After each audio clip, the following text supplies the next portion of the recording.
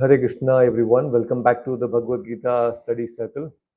We are um, in 129th session of the Bhagavad Gita study circle, and there are some very important things that we have discussed in all these 128 sessions. It was so wonderful that we have covered 11 chapters of the Bhagavad Gita study circle, 11 chapters. And in the previous chapter, that is the Vishwarupa Darshana, Krishna has so beautifully, mercifully explained and displayed his beautiful universal form. Of course, it is beautiful in the sense that it is really inconceivable for any normal human being. But due to the mercy of Lord, the Vishwarupa Darshana was very much possible for Arjuna because it is something so rare. It is not something that anyone can simply achieve to look at that universal form. And so after seeing all this, Arjuna said, I am very fearful. Now you please give me the darshan of your actual form. So Krishna comes back to the actual form, and that is how, after showing him the actual form, now Arjuna has a doubt, which he asked in the previous uh, session, 128th session. Arjuna has asked a very wonderful question as to what is best. Now, worshipping this form which is so wonderful, that is having a personal form of the Lord, or the unmanifest form is more important. Because now he personally has seen the different rupas of the Lord. He has seen the Vishwa Rupa, he has seen the Chaturbahu Rupa, he has seen the two-handed form. So there are multiple forms of the Lord which Arjuna has seen. So now the question comes to him is whether worshipping this forms is important, or what is important is the non-manifest, which is the Nirakara form. What is the best? So this question he has asked so that we benefit. And immediately the response of Krishna was, the best worship is actually that worship which involves the worship of the personal form, right? So that all we will discuss. There are some very nice things that we have understood in the previous session. But before we dive into the session today, let us actually begin with the pranam mantras. So it will be displayed on the screen. Achutanji, thank you so much for joining. So let us, and all those who are joining the on YouTube, you can say Hare Krishna so that I know that you have joined. So before we begin, let's chant the pranam mantras. This is a 129th session, and let's dedicate this session to His Divine Grace, A.C. Bhakti Vedanta Swami Prabhupada, the founder Acharya of ISKCON, and also my beloved spiritual master. Namo Om Vishnu Padaya Krishna Prishtaya Bhutale Srimate Bhakti Vedanta Swamin Niti Namine Namaste Saraswate Deve Gauravani Pracharine Nirvishesha Shunyavadi Ashyat Deshatarine Jaya Shri Krishna Chaitanya Prabhu Nityananda Shri Advaita Gadadhara Srivasadi Gaura Bhakta Vrinda Hare Krishna, Krishna Krishna, Hare Hare, Hare Rama, Rama Rama, Hare Hare. Om Ajnanatimirandasya Jnananjanashalakaya Chakshurunmilitam Ena Tasmai Shri Guruve Namaha. Hare Krishna. Hare Krishna, everyone. Welcome back once again to the Bhagavad Gita study circle. Now, like I mentioned in the previous session, we had discussed, we had just begun the 12th chapter, and in the 12th chapter is called the Bhakti Yoga. The whole Bhagavad Gita is actually called as the Yoga Shastra, and this is specifically this 12th chapter is called the Bhakti Yoga chapter. So this is a chapter where Krishna explains as to what are the good qualities or what are the qualities expected in a devotee. So this whole process of bhakti yoga is actually to connect ourselves with Krishna. That is how beautiful it is. And if we can actually understand this particular chapter and internalize this chapter, then this is going to help us in achieving Krishna very soon, because Krishna is directly speaking about the qualities that he expects in a devotee so that we can connect with him very easily. So that is why this is something which is very, very important. And as practicing devotees, this is a chapter that we should completely internalize in our day to day life, and we should get absorbed in these thoughts so that we progress in our spiritual life very, very quickly. So, what was the question of Arjuna? Arjuna is asking, Arjuna Uvacha, Evam Satata Yuktaye Bhaktas Twam Padyupasare. Ye Chapyaksharam Avyaktam Tesham Ke Yoga Vittamaha. Tesham Ke means which one, which is the best yoga. Uttamaha, which is the Uttama or Vittamaha, which is the best yoga, what is the best worship. So, Bhaktastvam Paryupasate, is that the best? Or E Chapyaksharam Avyaktam. So, Avyakta is the unmanifest form of the Lord. So, worship of the manifest form is the best, or the unmanifest is the best. And then after that, the immediate response of Krishna was Sri Bhagavan Uvacha Mai Avishya Mano Emam Nitya Yukta Upasate Saddaya Paryopetas Teme Yuktatamo Mataha. So this is a very wonderful reply of the Lord. And what is that reply of the Lord? He said that those who fix their minds on my personal form. See, very clearly Krishna is stating that if anyone is actually is meditating by fixing their minds on the form of the Lord and is always engaged in worshipping me, that means Krishna, with great and transcendental faith, are considered by me the most perfect. So, who are the most vittamaha, the perfect beings?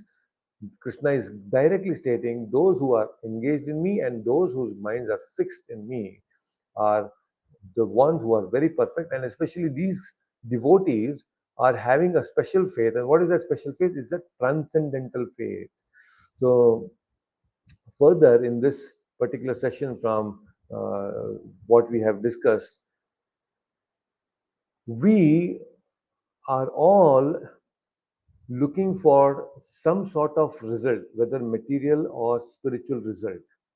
When we are doing any activity, spiritual or material, there is some sort of result that is expected, because we are all in that state right now where we are not so unconditional, not developed that unconditional love for Krishna. So there is always some expectation. So the best thing is when we read Shastras, when we understand the Shastras, when we come across some very beautiful things about Shastras, they also give us a certain type of result. So when we are now discussing about this Bhagavad Gita, we are speaking about the Bhagavad Gita and listening about the different topics of the Bhagavad Gita, there is a Falashruti. So, so what is that? The Falashruti is that when you hear about the glories of the Bhagavad Gita, there is a phala that we all get. Now, this is very beautifully explained in Padma Purana, in the very beautiful section where the glories of Bhagavad Gita is explained. So, in the Bhagavad Gita Mahatmya, in the Padma Purana, the glories of listening to each chapter is actually explained. So that is very, very special. The glories of each chapter, of listening to each chapter, is explained, and we are now discussing the 12th chapter, Bhakti Yoga, and I want to share a very beautiful pastime where Lord Shiva is actually explaining to Mother Parvati about what happens if one listens to this particular chapter, this Bhakti Yoga chapter of the Bhagavad Gita, and also those who recite this particular chapter, the verses of this particular chapter, what benefit do they get? So it so happened that when this discussion is happening between Uma and Parvati, that is Lord he is explaining the glories of all the chapters of the Bhagavad Gita. But since we are discussing 12th chapter, we will discuss about the 12th chapter today, and maybe some other time we will discuss all the previous the glories of the previous chapters also. So one time it so happened that it's a very uh, nice pastime. So I want all of you to attentively share. So So there was a very nice place. Not there was, in fact, there is still a very nice place called Kolhapur in Maharashtra. So in Maharashtra, if you go towards a little south of Maharashtra, there is Kolhapur. And very close to Karnataka, also many people from Karnataka and nearby places they visit Kolhapur. And Kolhapur is a place where Lord Lakshmi, Mother Lakshmi, she resides. There is very beautiful temple of Mother Lakshmi there, and this temple of Mahalakshmi is there because we all know that how Bhrigumuni once insulted Lord Vishnu in Vaikunta, and Lakshmi became very angry, and because she didn't want to stay in Vaikunta, she left Vaikunta and she came and settled in Kolhapur. So Kolhapur is a very wonderful place of Mother Lakshmi, and thousands of visitors, devotees, they go there and have darshan of Mother Lakshmi and seek her blessings. So Mahalakshmi in Kolhapur is continuously worshipped not just by humans but also by devatas. There are so many demigods who actually go there and worship Mother Lakshmi there, and their desires are also fulfilled.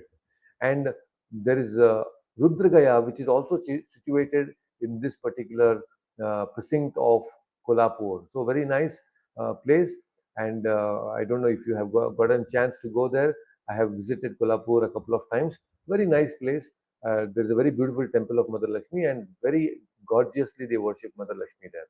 Okay, so it so happened that in this particular place of Kolhapur, once a very young prince, you know, very handsome looking with long hands and broad chest and very beautiful eyes, very strong and stout, very nice prince.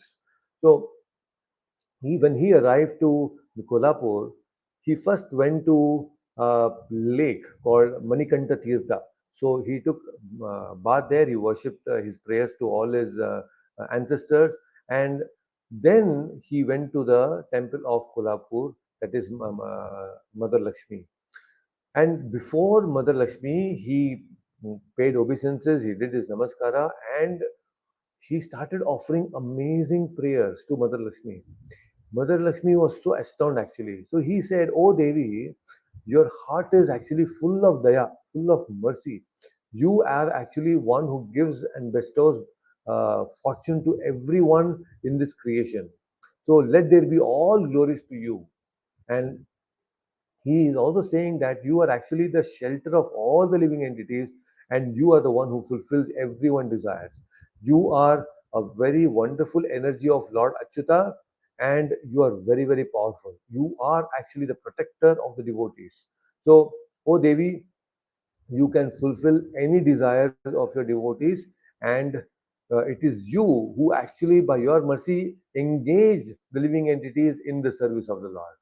You deliver everyone from this material world, and she is also one who protects the three worlds. So all the three lokas are protected by Mother Lakshmi. So she's very powerful, not an ordinary personality.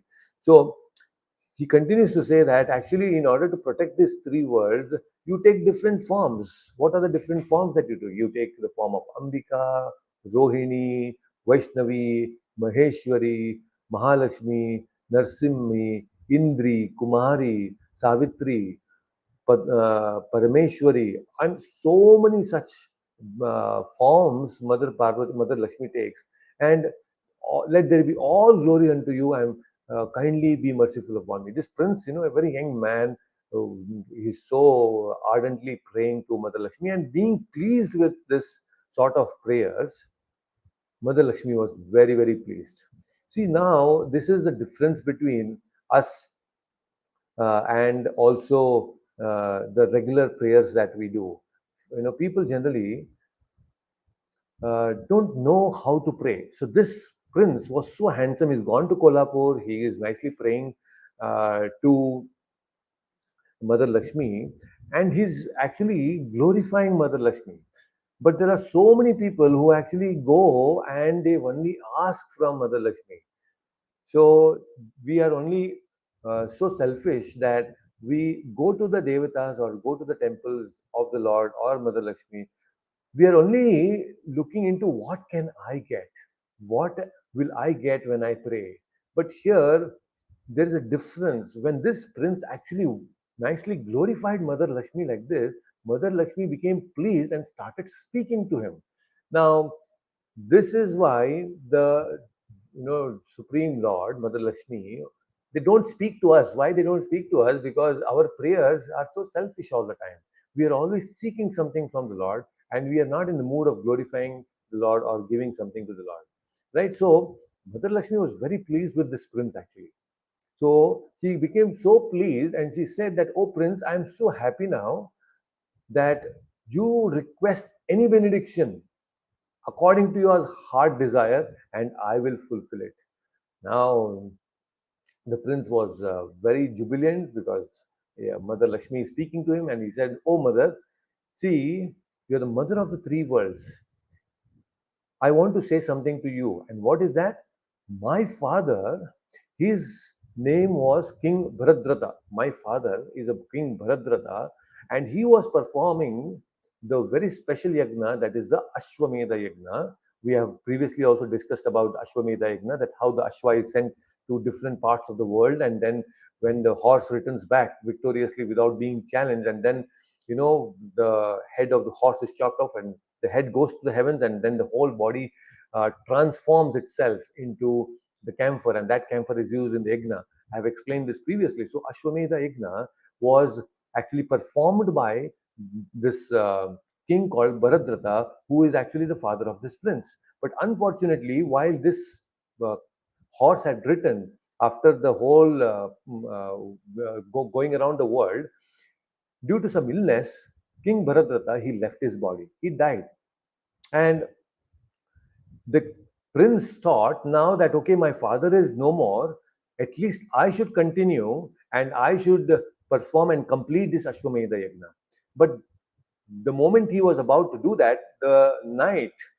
one night, it so happened that this particular Ashwa, that is the horse, the sacrificial horse, was stolen away. And Prince is saying this to the Mother Lakshmi, that I searched every nook and corner of the world, but I could not find this Ashwamedha, this Ashwa, this particular horse. So, oh my mother, kindly help me and tell me how can I get this horse back so that I can complete the sacrifice of my father, this Ashwamedha Yagna, and fulfill the desires of my father. So Mahalakshmi, being pleased by this particular desire, she said, "Oh dear prince, just outside this temple, at the gate of this temple, there is a very nice elevated Brahmana who lives right there. So you go to him. His name is Siddha Samadhi. The sage name is Siddha Samadhi. You just go to him and he will clear all your doubts and he will tell you where your horse is." So this prince was very happy and he prayed to Mother Lakshmi and thanked Mother Lakshmi. And then, as per the instruction of Mother Lakshmi, he goes outside the temple of Kolhapur. And at the gate of the temple of Mahalakshmi, there is this sage, Siddha Samadhi. And immediately this prince goes and he pays his obeisances there. And he very humbly, with folded hands, stands before Siddha Samadhi. Now, Siddha Samadhi, moment he sees this prince, he understands that, okay, this king is silently standing, he's not telling, but I know that he is being sent by Mother Lakshmi. he immediately tells, "Oh Prince, you have been sent by Mother Lakshmi and you have a certain desire. I will fulfill your desire." Okay. Then immediately, because Siddha Samadhi was all, he had a very deep connection with Mother Lakshmi, so he knew everything. And this Siddha Samadhi, this sage was so powerful, he started chanting mantras. And when he started chanting mantras, he brought all the devatas, all the demigods from the universe before him. Can you imagine what power? All the devatas are standing before him, and the prince is also able to see all the devatas. So he could have darshan of all the devatas right there in front of the temple of Mahalakshmi. And then this Siddha Samadhi is saying, "Oh Devas, this prince's horse, which was actually kept ready for the sacrifice, was stolen in the night by Indra. Now kindly bring back that horse to me." And all these devatas, they run back to the Devaloka and they get this horse back and they present this before the Siddha Samadhi, the sage Siddha Samadhi, and hand over this to the prince. And after that, all these things, the Siddha Samadhi, the sage says, "Now you can all leave." And on his orders, the Devatas left. Can you imagine this one sage here? And all the Devatas are listening to everything that he's saying. So, very, very powerful. Now, this prince was actually awestruck by seeing all this. He was thinking that how could this sage actually attain such power when I have not even seen or heard anybody doing like this before? So this great sage is really very powerful. I think it's good if I can request him something. And what is that request? So he got this horseback, but the prince thought that let me ask one more thing. And what is that? He says to Siddha Samadhi, "Actually, when my father left this body, I kept his body in boiled oil and preserved the body of my father. O sage, if you kindly be merciful, can you please come there to the place where I reside and can you please revive my father back to life?" So this is the Samadhi, he smiles and then he says, "Let's go." So they both actually go to the place, the palace of the prince and the king, and there Siddha Samadhi looks at the body which was actually soaked. It was completely dipped inside the oil, and then he chants few mantras, and then he takes water and then sprinkles that water on the forehead of the dead body of King Bharadratha. And moment the water touches the forehead, King Bharadratha, he wakes up suddenly and starts inquiring that who is this sage so powerful? Then the prince explains the whole thing and all the events that had occurred, and the father was very pleased. And then Bharadratha, King Bharadratha says, "Sage, you are having amazing powers, and you could actually bring me back to life also. What kind of austerities that you have performed to attain such powers? Please tell me. Please tell me what are the austerities that you have performed." And then Siddha Samadhi says something very, very important. You know what Siddha Samadhi says? The sage is saying that I could actually invite all the devatas just by my will, and also I could actually bring you back to life because I chant the verses of the 12th chapter of the Bhagavad Gita every single day. So that is why I was saying all of you also that at least until we finish 12th chapter, every day try to chant the verses of the Bhagavad Gita 12th chapter, Bhakti Yoga. So just imagine, just by chanting these 20 verses of the Bhagavad Gita, Bhakti Yoga, you can actually gain a lot of powers. It's very powerful. We just don't realize this. We take it very lightly sometimes. But if you can do this day after day after day, chanting all these 20 verses every single day, this is the power. What is the power? That you can actually revive everyone back to life. If not anybody else, at least we will be so elevated that we will not be having any connection with our own body. We will get self realized. And When you pray to the Devatas are actually bound to listen to your prayers, because this is the power of actually listening to the Bhakti Yoga verses and chanting the verses. So, like this is the Mahatmya of actually chanting the uh, verses of the 12th chapter. So, like this, there are the Gita Mahatmya, which is mentioned in the Padma Purana, for all the 18 chapters of the Bhagavad Gita. So, this is a very beautiful conversation that is going on between Lord Shiva and Parvati. And I came across this very recently. So, that is why we have missed the glories of the previous 11 chapters, but we will definitely cover those also. But there are, it was so amazing. You will not believe that Bhagavad Gita is so powerful. When I was listening to the glories of all these different chapters of the Bhagavad Gita, I was like, oh my God, this is the power.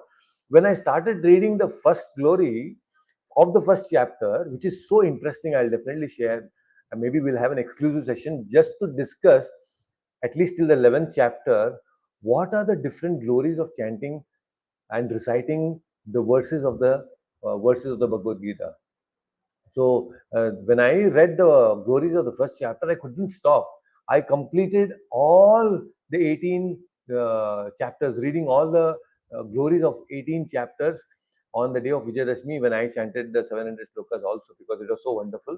So I was thinking that if, such low creatures, the most extreme situations, people in extreme difficulties, can actually be elevated just by chanting the Bhagavad Gita.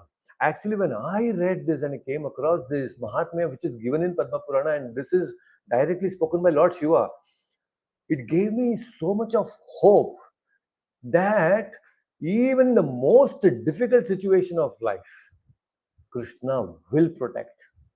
And I'm really so excited and eager to share all those different pastimes of the Bhagavad Gita with all of you very soon. So we'll have an exclusive session just to discuss the glories of the Bhagavad Gita. So this is the glory of the 12th chapter, right? So very interesting. So we have Veena Mataji, Vinodji, and Dev also, who have joined us. Hare Krishna to all of you. So now, with this understanding of the Mahatmya of the Bhagavad Gita 12th chapter, let's continue our discussion from verse number 3 of the Bhagavad Gita. Okay, and very nice. So, Hina Mataji, you can unmute yourself. Let's chant the third verse of today's session. So, this is very nice. So, Hina Mataji, you can unmute yourself. Yes, sir. Etvaksharam anirdesham ये त्वक्षरम् अनिर्देश्यम् अव्यक्तं पर्युपासते अव्यक्तं पर्युपासते सर्वत्र गमचिन्त्यं च सर्वत्र गमचिन्त्यं च कूटस्थम् अचलं ध्रुवम्. कूटस्थम् अचलं ध्रुवम्. Wonderful. Let's do that once again. Etvaksharamanirdesyam ये त्वक्षरम् अनिर्देश्यम् अव्यक्तं पर्युपासते अव्यक्तं पर्युपासते सर्वत्र गमचिन्त्यं च सर्वत्र गमचिन्त्यं च कूटस्थम् अचलं ध्रुवम्. कूटस्थम् अचलं ध्रुवम्. Wonderful. Vinodji, you can unmute yourself because third and fourth are together. So let's also chant the fourth verse. So this fourth verse is, the third and fourth are very special. Sanniyamendriyagramam संयेन्द्रियग्रहणं sarvatra samabuddhayah सर्वत्र समबुद्धयः te prapnuvanti mameva ते प्राप्नुवन्ति माम् एव sarvabhutahite rataha. सर्वभूतहिते रतः. Let's do that once again.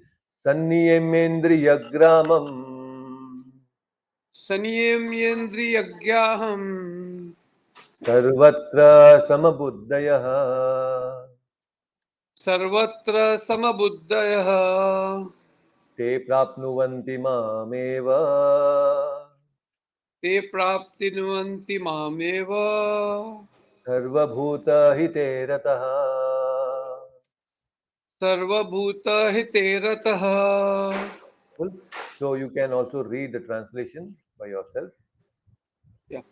But those who fully worship the unmanifested, that which lies beyond the perception of the senses, the all pervading, inconceivable, unchanging, fixed, and immovable, the impersonal conception of the absolute truth, by controlling the various senses and being equally disposed to everyone, such persons engaged in the welfare of all at last achieve me.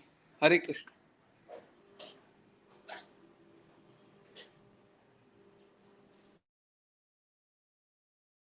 It is very nicely explained.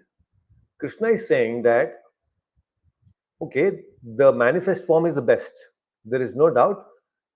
It is very best because there is certain reason why it is best to worship, because it is very easy. But whereas Krishna is saying that the destination of these people are people who worship the manifested form is perfect. But what happens to the others? Because Arjuna had asked that what happens, who is best? Because they people who worship the manifest form, the personal form, and unmanifest form. So manifest form is the perfect one. But what happens to those who worship the unmanifest form? Because there is a huge chunk of people who actually worship the unmanifest form, the Nirakara form. And Nirakara form, by the way, is also the form of the Lord. There is something called as Nirakara Shakti is there of the Lord. That energy is there.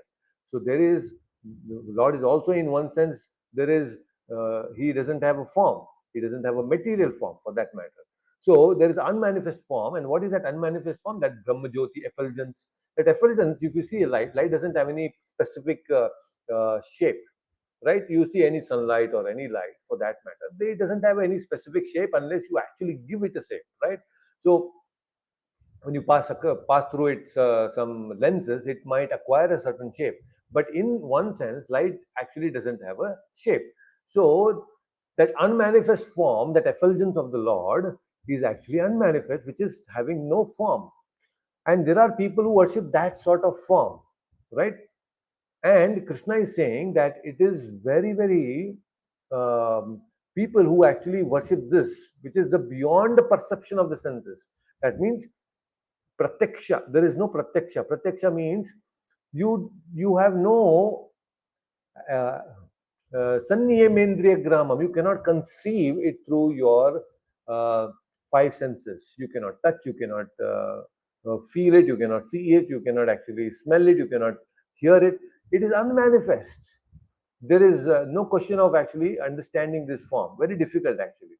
Then sarvatra sambuddhayaha. So even if you actually, with all your difficult situations, if you're trying to understand this absolute truth by controlling the senses, controlling various senses, and equally disposed, then such persons, they can engage in the welfare of all, at last achieve me. Now you see what is happening here.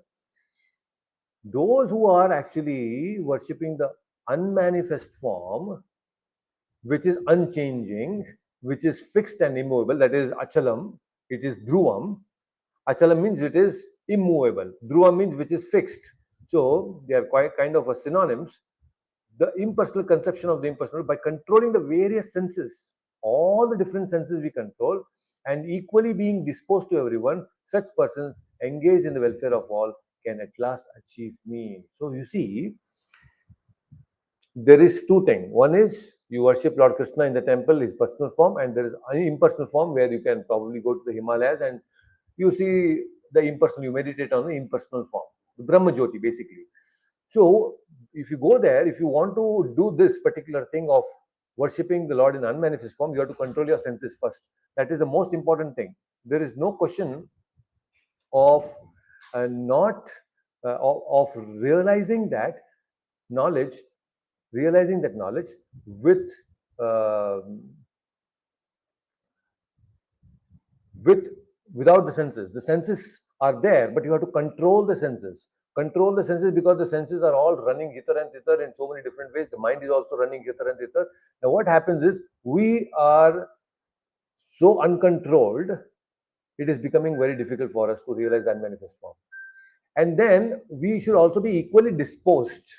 Now, are we equally disposed to everyone? We are equally disposed probably to our own family members. But when it comes to the people around, we are not equally disposed. Even if we are equally disposed to everyone of our countrymen, but we are not equally disposed to the animals of the country. Only to human beings we are equally disposed. So, equally disposed to every living entity, that is what Krishna is saying. So, only then, if such people who have equal vision towards every living entity can actually achieve me. So, until then, there is no question of actually attaining Krishna.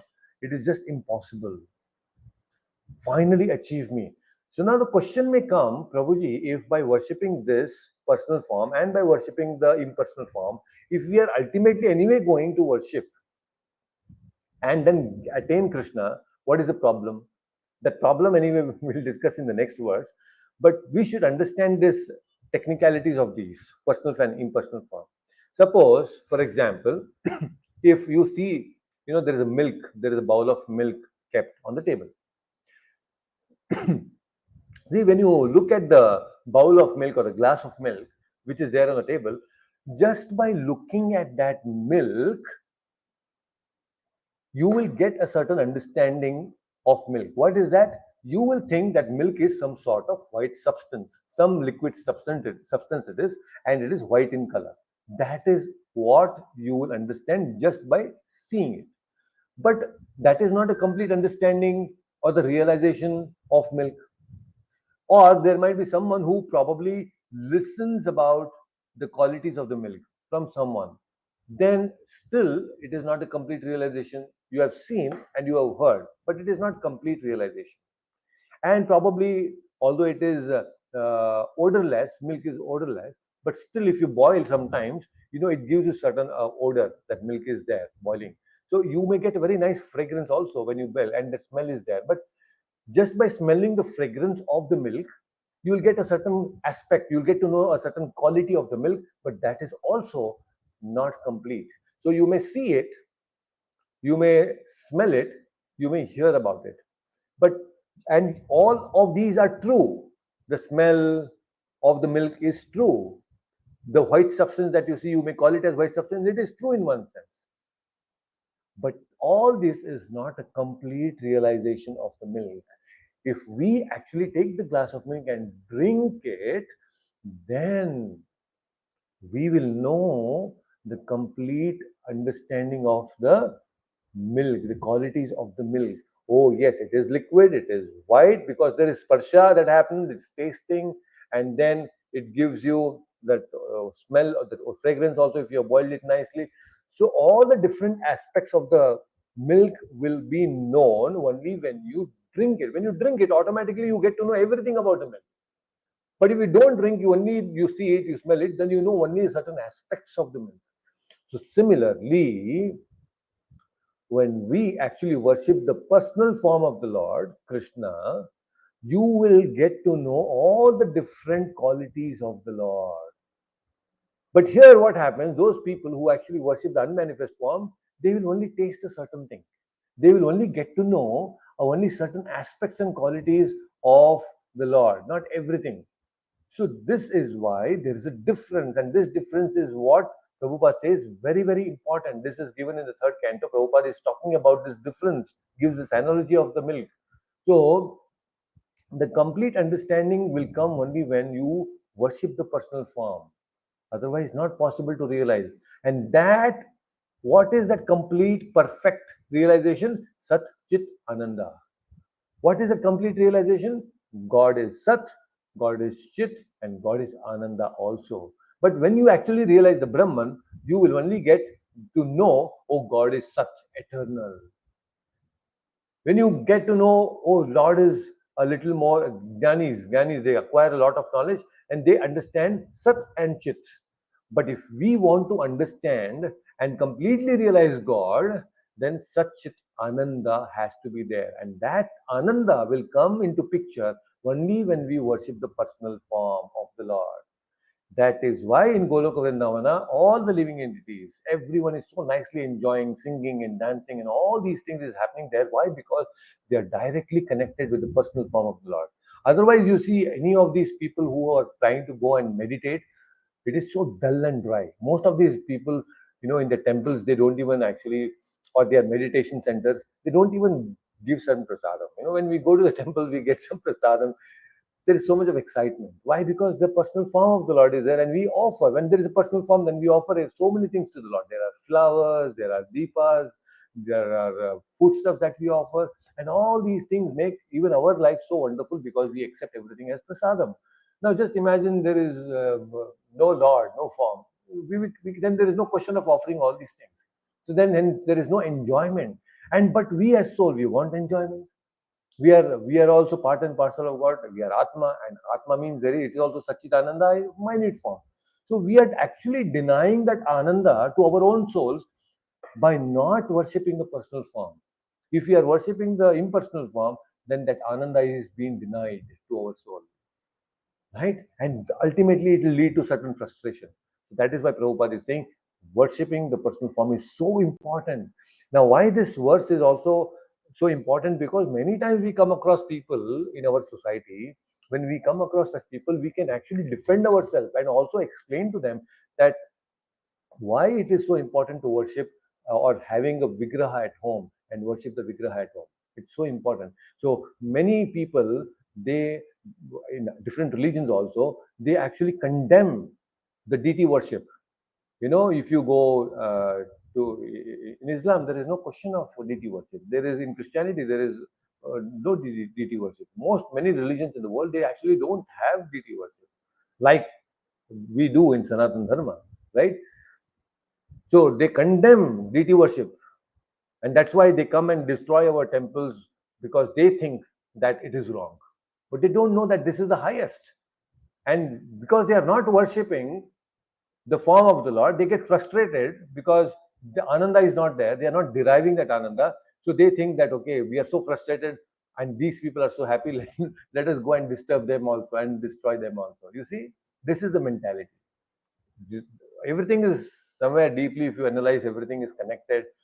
And that is why when we worship the personal form, there is lot of harmony in the world. Automatically it will come by worshipping the Lord. Right? So Dev, unmute yourself. Let's chant the fifth verse. This is another very interesting verse. So let us understand and try to get. So Dev, you can unmute yourself.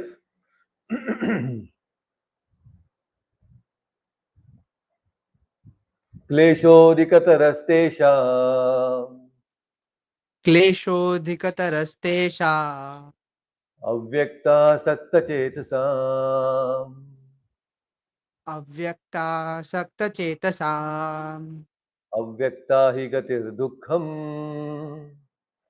अव्यक्ता हि गतिर्दुःखम् देववद्भिरवाप्यते.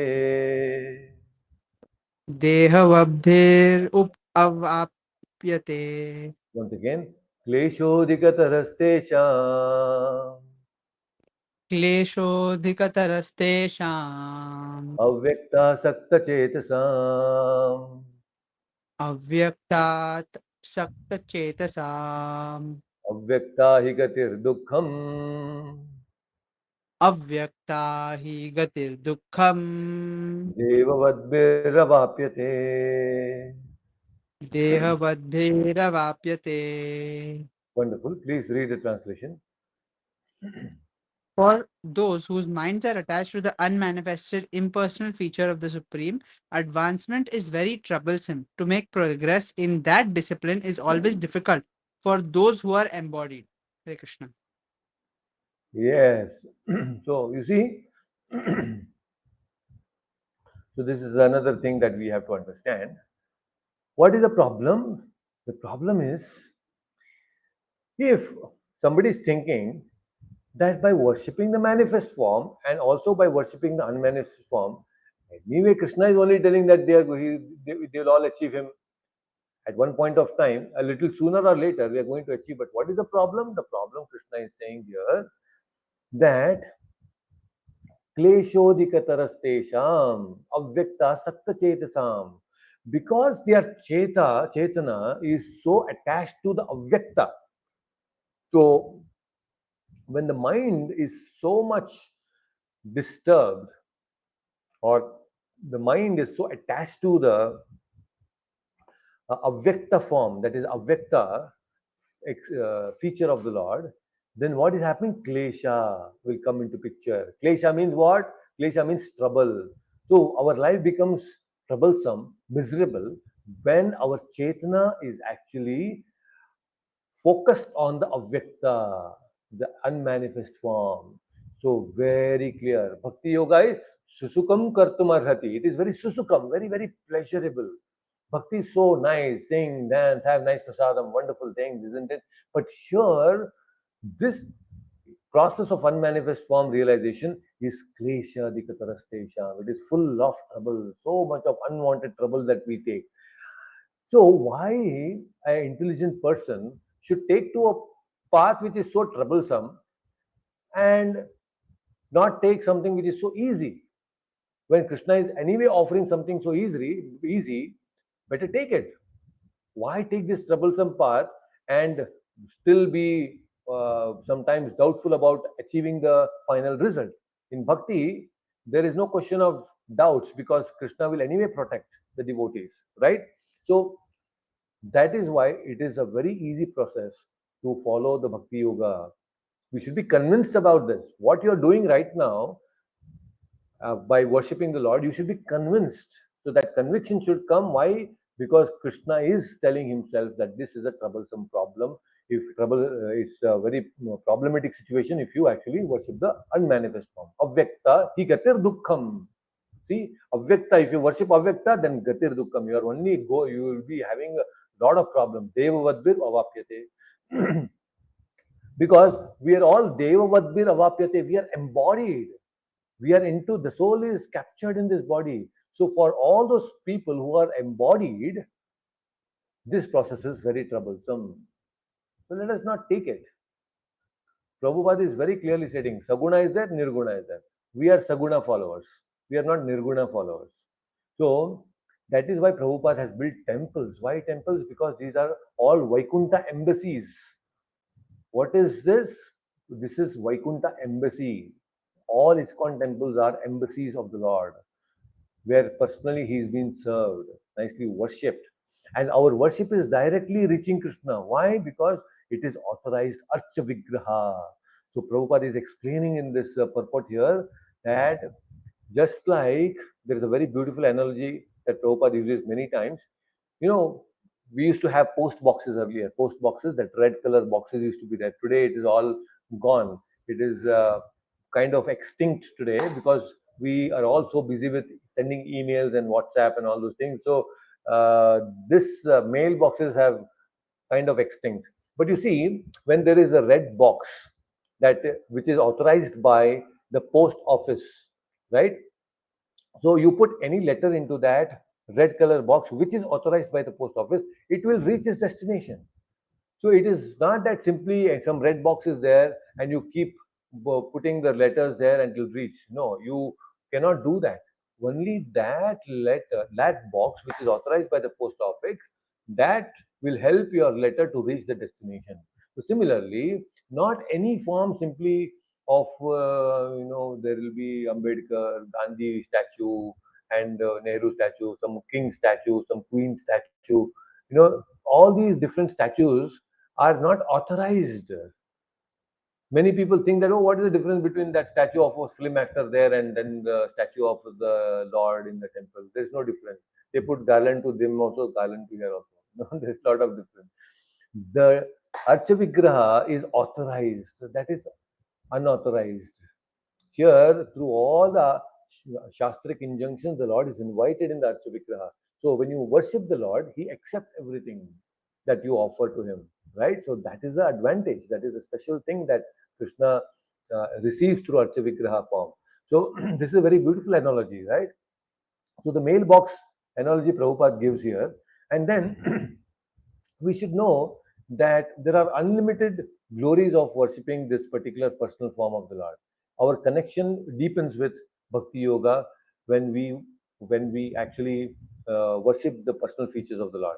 Now, Prabhupada is also saying that when we don't follow this process, then what happens is people who are too attached to that unmanifest form, it may slowly get converted to atheism. It actually converts them into atheist. But whereas if anybody is actually worshipping the personal form, then there is very, very little chance that he'll become an atheist because he's done so much of seva to the Lord. He knows that Lord is there. Because when you worship the Lord, there is reciprocation. When that reciprocation comes to you in some other form, that faith increases, right? So, but for the people who are unmanifest, they worship the unmanifest, there is no such reciprocation that they get. And that's why there is a chance that they may become atheists, saying that, oh, there is no God. Because why there is no God? Because he's not reciprocating with me.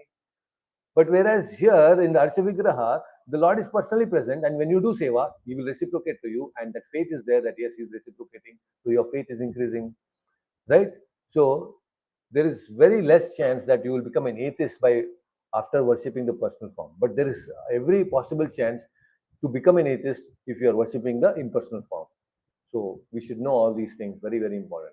And then Prabhupada in the final statement is saying, the process of centering attention on the unmanifest, the inconceivable, which is beyond the approach of the senses, as already expressed in this word, should never be encouraged at any time, especially in this age. See, Prabhupada is saying that this process should be not encouraged. It is not advised by Lord Krishna, especially in this age. So, when Arjuna could not actually focus his mind, what to speak of us? That is why we should be very clear and strong to worship the personal form of the Lord. We like Krishna. He might be in marble, he can be in painting, he can be in wood form, so he can be in metal form, but we will worship the personal feature of the Lord. That is our idea. So, this is what Krishna has made it very clear now. The best perfect way of worshipping him is the personal form, and those who worship the unmanifest, they will also attain Krishna, but at a very delayed time. It becomes too much for them, and it's very troublesome also. So, better avoid that. And from the next verses onwards, Krishna is going to explain further as to how the yoga ladder progresses. Okay, so Krishna, you should see this is another place where Krishna is expressing his or showing his mercy to all of us. So, very interesting verses are coming up in the next upcoming sessions. We'll understand them in the next session. If you have any questions, you can please feel free to ask.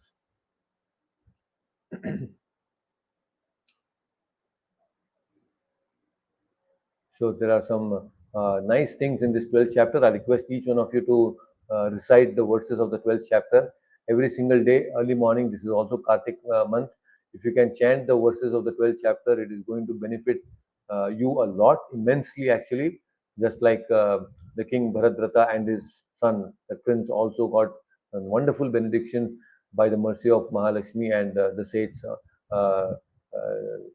Siddhi Samadhi. Siddhi Samadhi. So, like this, if we can chant the 12th verses of the 12th chapter, it will be very, very helpful. Okay. So, with this, we will end our session here and we will continue from where we have left in the next verse in the next week. Okay. Please take care. Hare Krishna. Hare Krishna, Prabhuji. Hare Prabhuji, we Krishna. had a question, but that was regarding the tour. So if you could stop